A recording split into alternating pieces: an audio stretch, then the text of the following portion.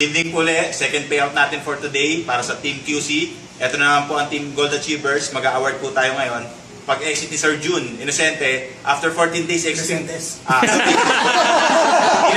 okay. Yan po. After exiting the board, after 14 days, ito po, gold reward niya. Convert natin sa cash, 182,500.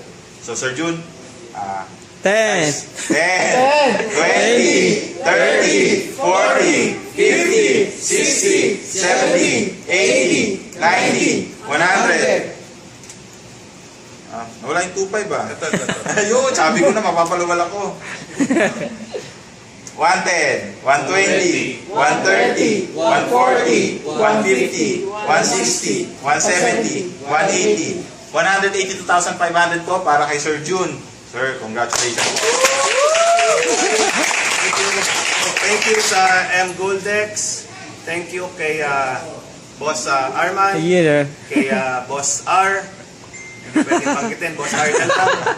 Thank you kay Lord. Thank you sa QC Achievers. Sa totoo lang, pangalawang payout ko na to, 360 na to. In 6 weeks. 360 to pumay-out yung isa 2 weeks ago. So, mas mabilis ng konti. And of course, nung sumali ako dito, hindi rin ako naniwala. And I took my chance, leap of faith. Sabi ko, yung proof, dadating na lang yan. And true enough, 6 weeks, 360. Ito na yung proof. Ano pang iniintay nyo? Gusto ko sanang i-share sa mga kaibigan, sa mga friends. I did, no? Nag-invite ako ng konti. Yung iba sumali, yung iba sabi, walang time. Sayang. Yung iba, may gagawin. Call daw sila after 1 week. Sayang.